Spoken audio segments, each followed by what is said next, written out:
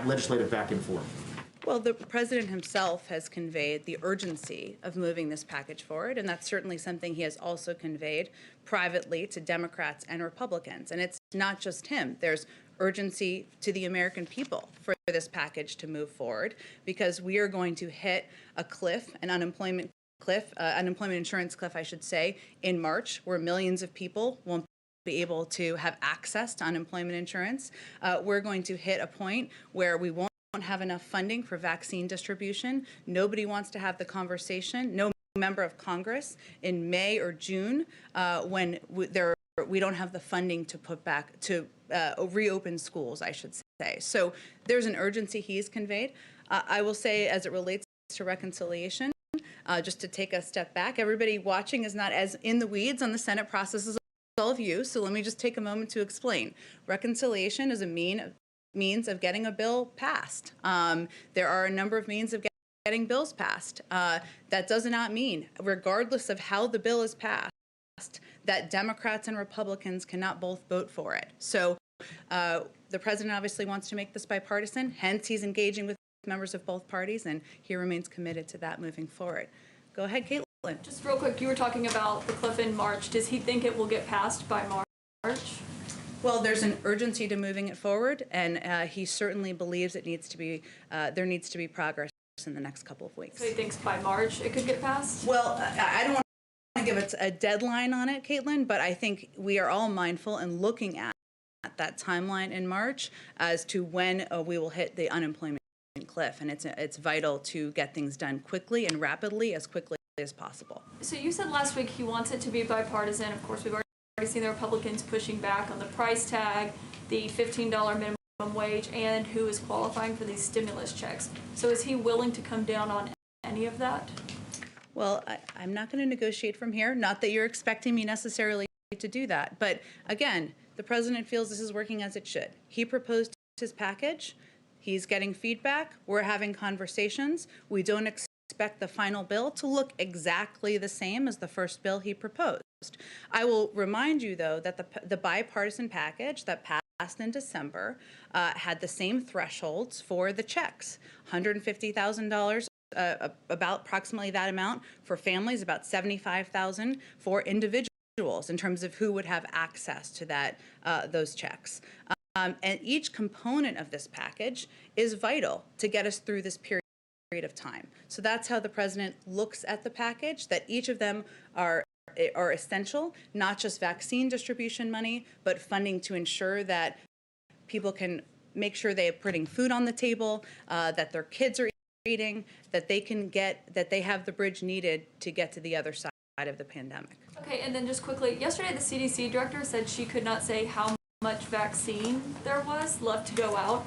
I know it's complicated what's being shipped and distributed and actually injected, but is there at least a ballpark amount that officials are aware of how much vaccine there is? Well, our team is working right now. We've been here for 5 days to evaluate the supply so that we can release the maximum amount while also ensuring that everyone can get the second dose on the FDA recommended schedule. So the confusion around this issue, which we acknowledge there is some confusion, speaks to a larger problem, which is what we're inheriting from the prior administration, which is much worse than we could have imagined. So we are assessing now what we have access to and ensuring that we have more of a rapid engagement with states so that they have more of a heads up on what to expect in the weeks ahead. But just to button this off, Gus Perna still works here, right? And he's in charge of the logistics. So could he say how much vaccine there is since they're in charge of where it's going? Well, again, there is a new CDC director in charge, hence who spoke to this. And I think what we're trying to do now is fully assess what we have access to, what the status of Well, I will say, having sat in a lot of meetings with President Biden about COVID and his efforts to get the pandemic under control, he asks a lot of detailed questions about the status of supply, the status of distribution, the status of states, when there's reporting from all of you on states not having the information they need. Those are specific issues he raises. We're eyes wide open, all of us, including the president, with the knowledge that we were not walking into a circumstance where there was going to be a concrete assessment or plan presented to us when we walked in, and there wasn't. That's why he put forward his 200-page vaccine distribution plan last week, and that's why he hired an experienced and talented team to get to the bottom of exactly what we're looking at, so that we can have that assessment moving forward. When does the administration expect to have a better sense of the available inventory? Well, as I noted at the top, we're going to be doing regular briefings 3 times a week. We'll start those on Wednesday. I don't know what assessment they'll have by Wednesday, but what our objective is to be providing clear and accurate information to the public. And what's the White House's message to Democrats, to President Biden's supporters who take him at his word and say, as it relates to COVID relief, we are in a national emergency and we should act like it, and they want action now. They don't want any sort of delay, and they don't want to experience the opportunity costs that might come from a delay in waiting for Republicans to get on board. You mean with the COVID package? Yeah. Well, he agrees. He doesn't want there to be delay either. And I would note that 70% of the public agrees with what you just said, according to the Ipsos poll this weekend, that the components of this package, the funding for vaccine distribution, but also funding to ensure people can apply for unemployment insurance, put food on the table, money to reopen schools, the public supports that. And we anticipate that the public will be conveying to the leaders who are elected to represent them exactly that. Go ahead. Can I just ask you to clarify the travel requirement, the testing requirement? That applies to all people boarding planes into the U.S., including U.S. citizens? Anyone getting on a plane needs a test From negative. overseas? From overseas into the U.S.? Yes. Citizenship? Yes. Okay, great. I also want to ask a couple of things that the Trump administration did in the final stages, and I'm wondering whether you folks are going to intervene. One is that they issued a license to an Israeli billionaire named Dan Gertler to allow him to access U.S. financial system. That license is in place through the end of January 2022. Will the Biden administration intervene at all, or does that stand? Another one is that he began the delisting, or issued an executive order that triggered the delisting of several Chinese companies. In particular, 3 telecoms have sought a review of that. Do you plan on tweaking or rescinding that order? In other words, stopping the delisting process for these 3 Chinese telecoms? On the first question, fortunately, we're about to have a Treasury Secretary confirmed, and I'd send you to them to speak to any reviews they may undertake, in that sanctions review. And then on the Chinese, I know there was some reporting, perhaps from your outlet, of course, this morning on that particular issue. As we've noted in here previously, there are a number of reviews, complex reviews, interagency reviews, I should say, that we're going to undertake as it relates to a range of our, let me start again here, a range of regulatory actions and a range of relationships with companies as it relates to Chinese investment and other issues as well. Those complex reviews are just starting, and as I noted, they will need to go through the interagency. So the State Department, the Treasury Department, a number of others who will review how we move forward.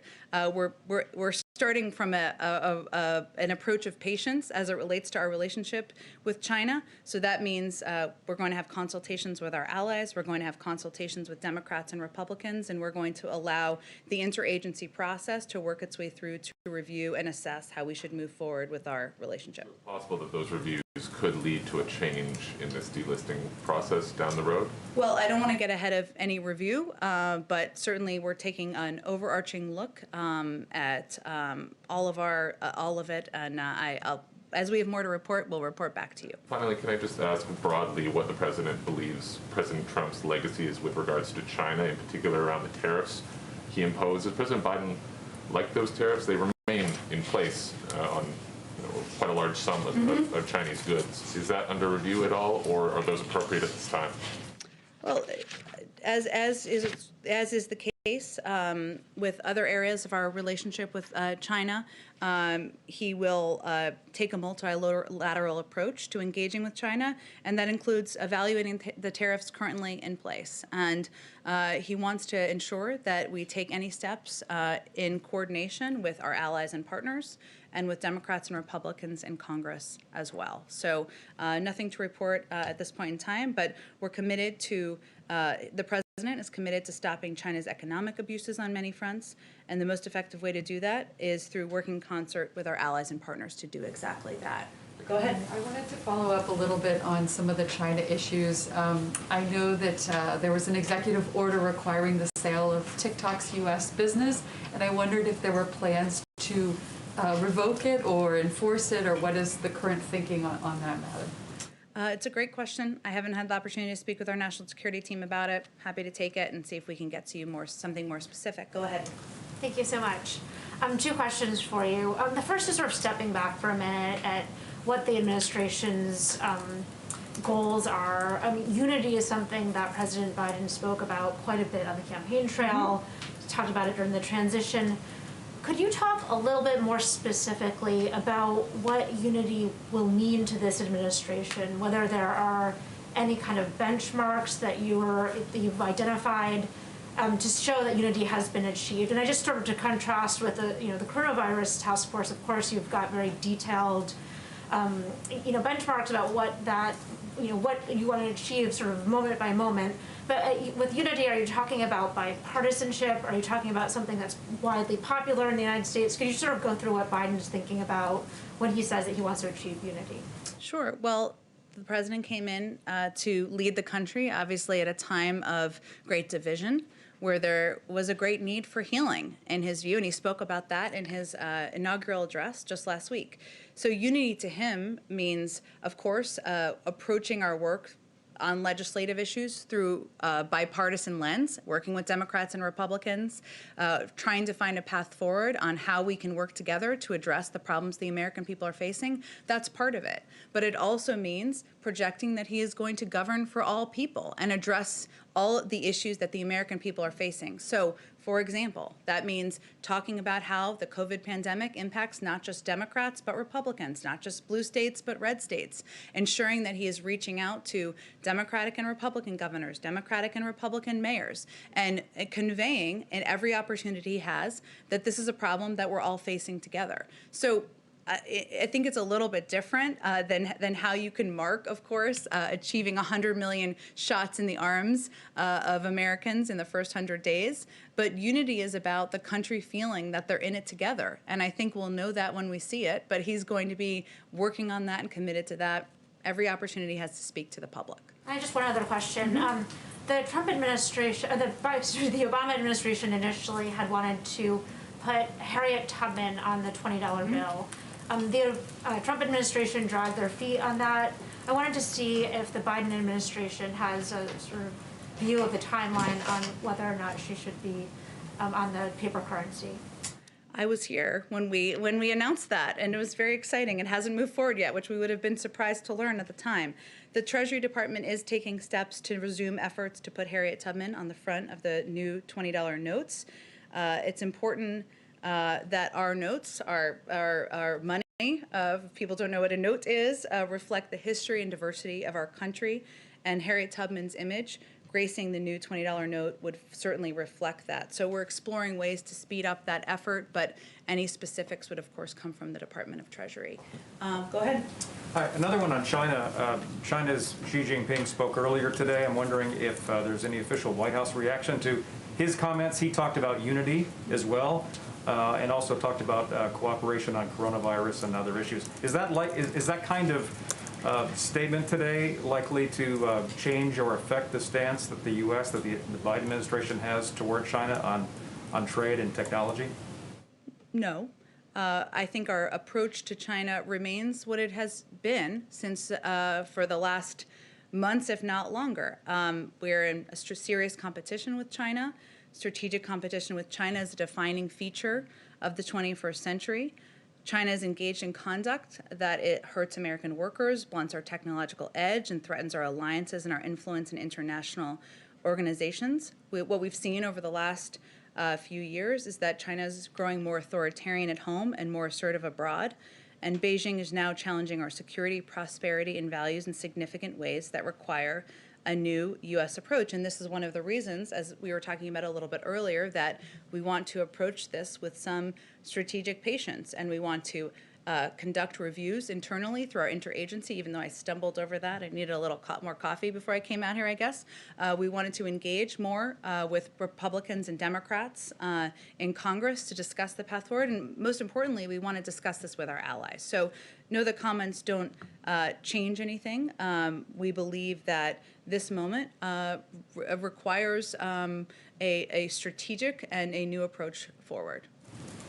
Go ahead. Oh, go ahead. Sorry, Hopefully, I'm answering your question this time. I'm sorry. We'll go to you next. I was going to pile on a little more on China while we're on this topic, but I wondered, Huawei's been on the entity list for like 2 years now.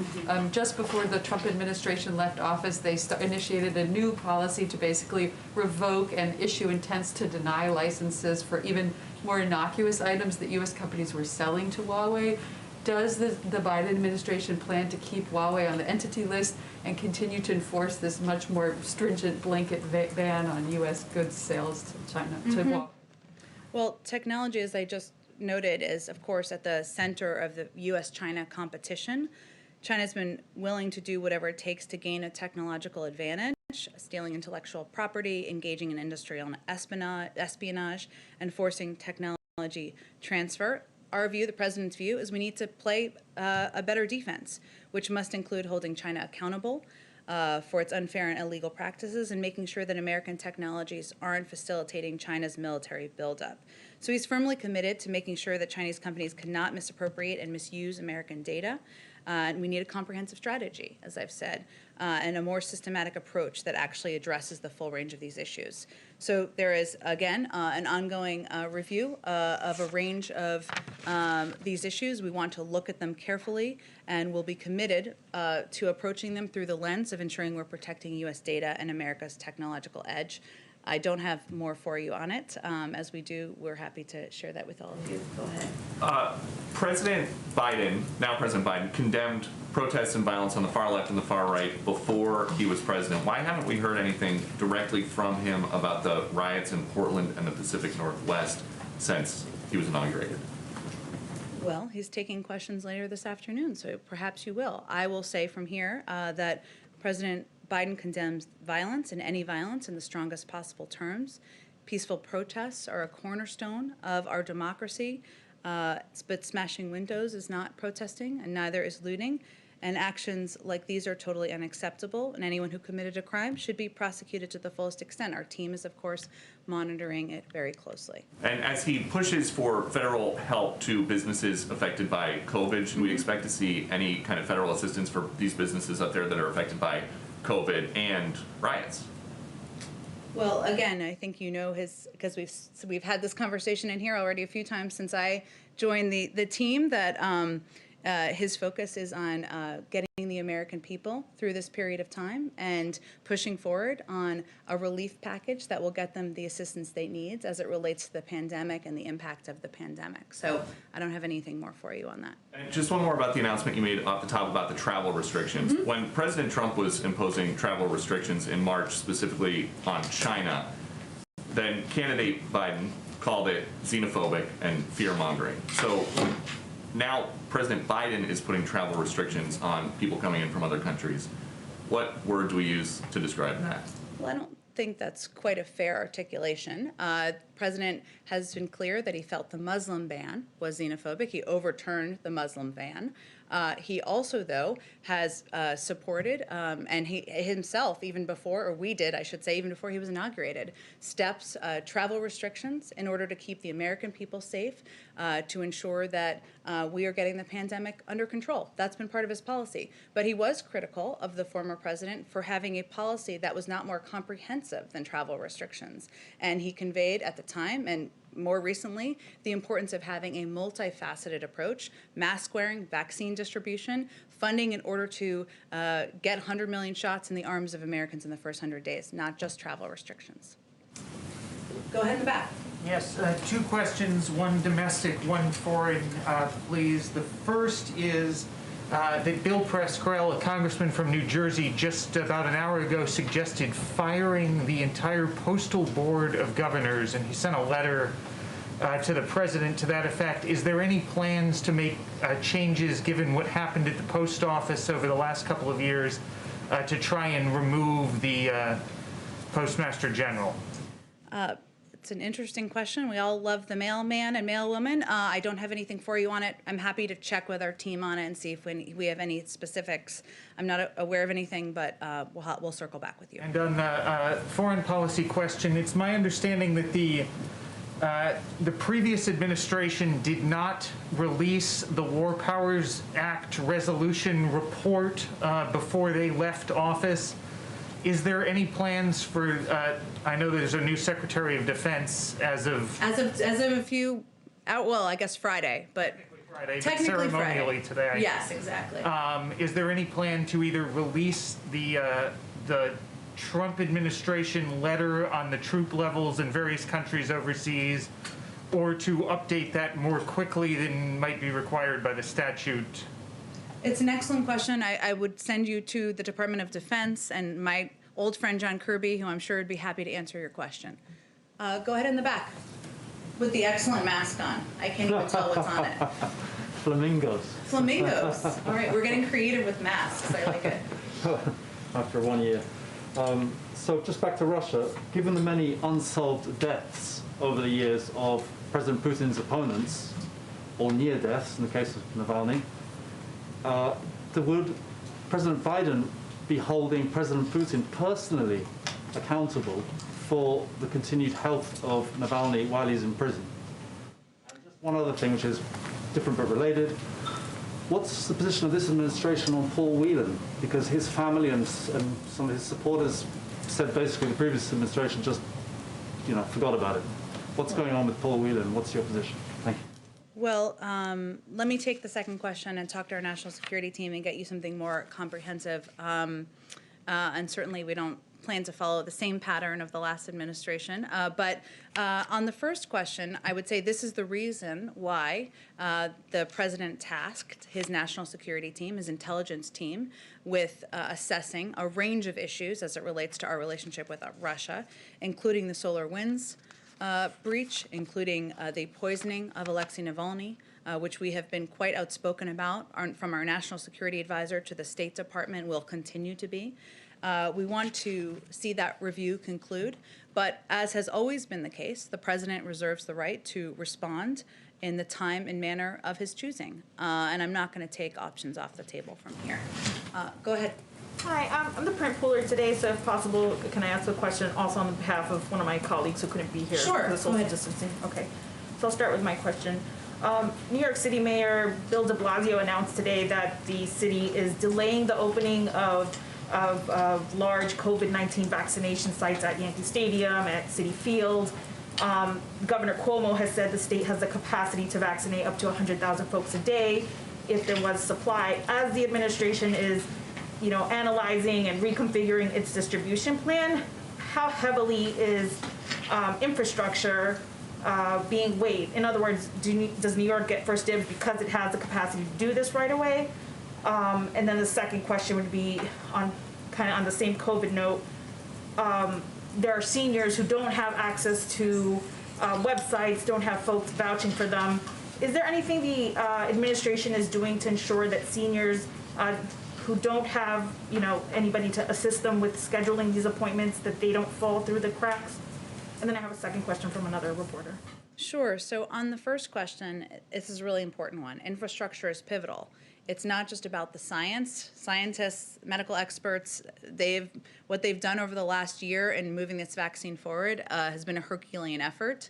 But now it is about ensuring that there are more vaccinators and there are more places to actually distribute the vaccine. And clearly, scenarios where there are large facilities, whether they're football fields or others, to do that can be quite efficient. There are other places around the country where we are seeing developments along those fronts, and we're certainly encouraging that. But this is a multifaceted challenge. It's not just about having supply, which is pivotal, of course. It's also about having more people who can physically put the shots into the arms of Americans, and it's about ensuring we have places that can be done. I don't have anything for you on the prioritization. That's something, of course, that our team is working through, and we want to ensure that we are working closely with governors across the country to effectively do that. tell me your second question again. I know you have one after this. The but- second part to that question was just, will there be any federal assistance to support states in reaching out to seniors who may not have access to, internet or even phone to schedule these appointments? That's been a complaint that's emerged a lot. Yeah, it's a really important question because what we've discovered and what our team has discovered is that the farther you get into vaccinating Americans, the harder it becomes. There for a couple of reasons. One is vaccine hesitancy, which Dr. Fauci talked about as an issue that was of great concern to him and some other health and medical experts, and it's more predominant in communities of color. But as you noted, there is also an issue with communicating with a range of people in the public, some in rural communities for different reasons, but also seniors and others who aren't picking up their phone and looking at information on Instagram every day, and not receiving information in the same way that young adults would be. So part of our effort is to use an across the board public communications campaign, an effort to meet people where they are, and certainly thinking about how to reach seniors, doing it in a way where it is being done locally by trusted authorities and trusted figures locally. We found to be a key effective approach to that, but we will continue to be working on that, and is definitely one of the challenges that we're facing. This question is from Ross Palumbo from ABC in South Florida. He asks, Florida Governor Ron DeSantis has blasted part of the president's COVID plan, specifically saying, quote, FEMA camps are not necessary in Florida. Has or will the president be reaching out to DeSantis? What is his reaction to comment like these?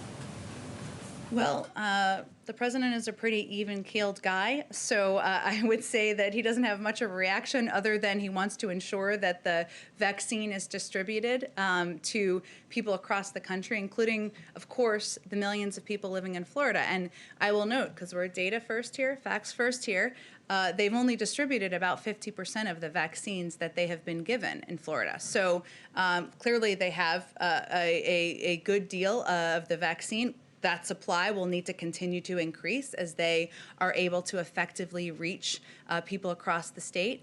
But part of the challenge, as we were just talking about, is not just having the supply, that's pivotal, but also having vaccinators and having vaccine distribution places and doing it in a way that's reaching people where they are and meeting local communities. And the president's going to be focused on that in a bipartisan manner, regardless of what any elected official may have to say.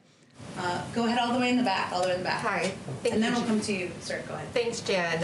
In an executive order that the president signed last week, he also suspended a Trump administration executive order that was particularly aimed at keeping foreign countries, specifically China, from interfering in the U.S. power grid.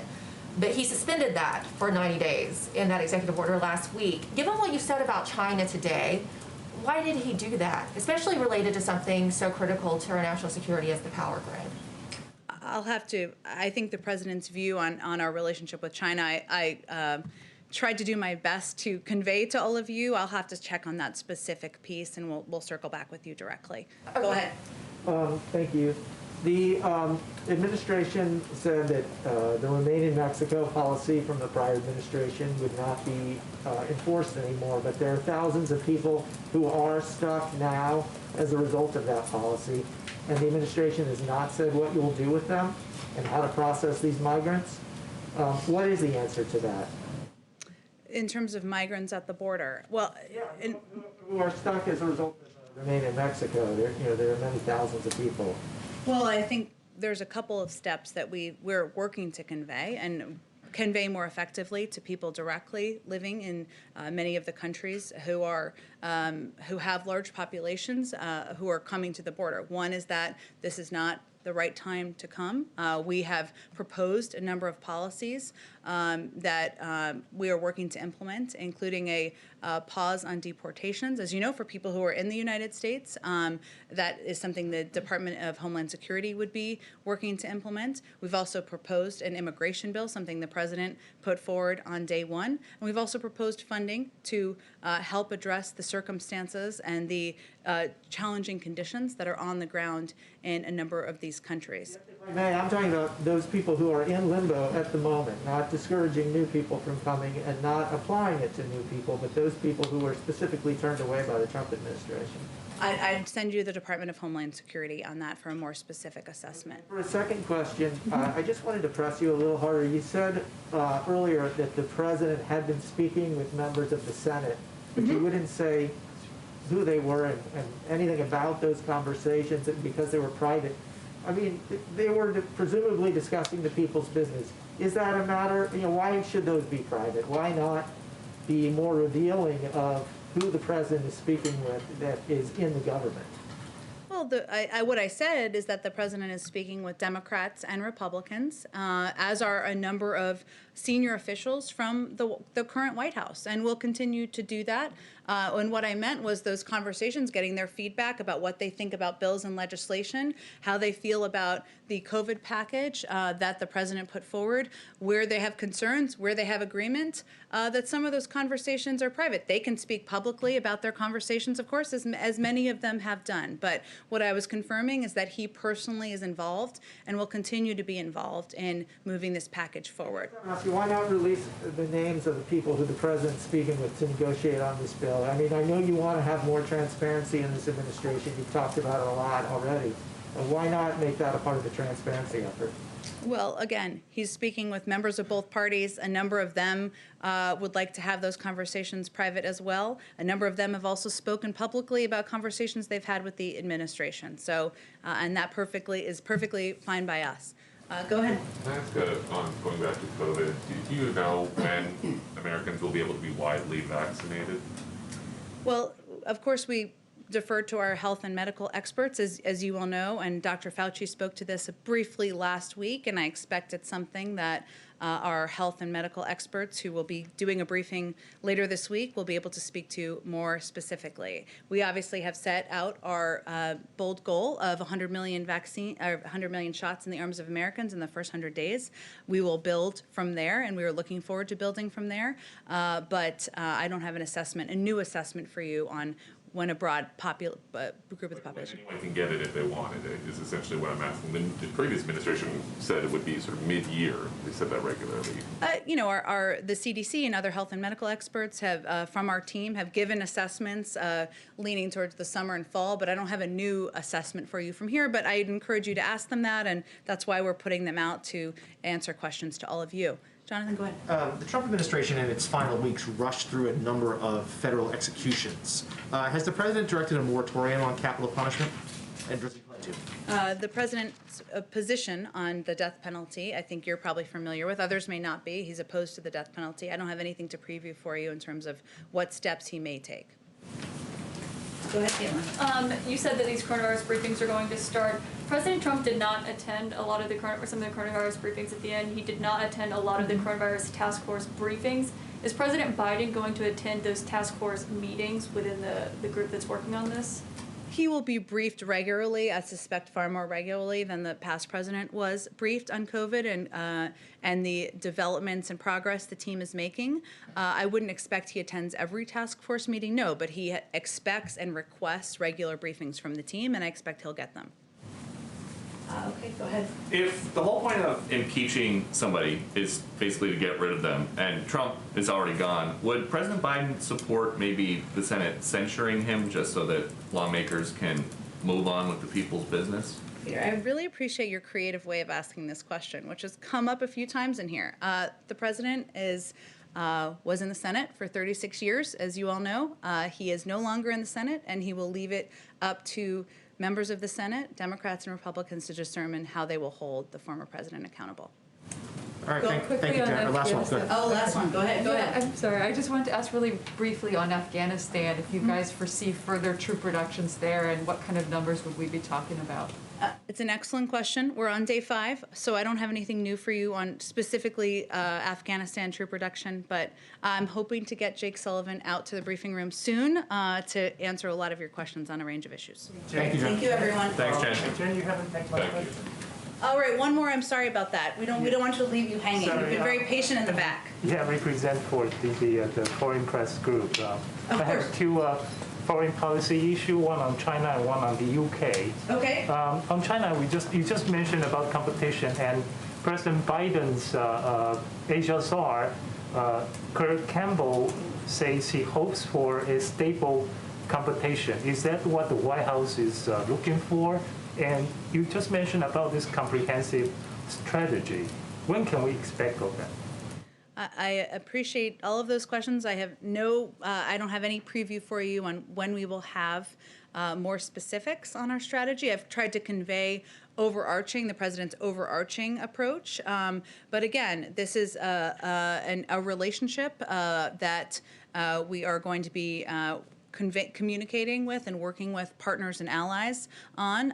There are a number of calls that will happen over the coming weeks with key partners and allies. I'm sure this will be a topic of discussion, as well as Democrats and Republicans on the Hill, and we are going to approach it with patience. And on the UK, we know over the weekend, President Biden had a phone call with Prime Minister Boris Johnson, and Mr. Johnson said they talk about the free trade deal.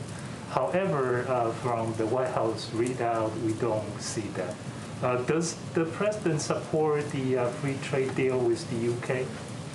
I haven't talked to him or Jake Sullivan about that. I'll venture to do that and see if I can get more for you on it. And Thanks, what is everyone. committed? Thank you. Thank you. Thank you. Thank you.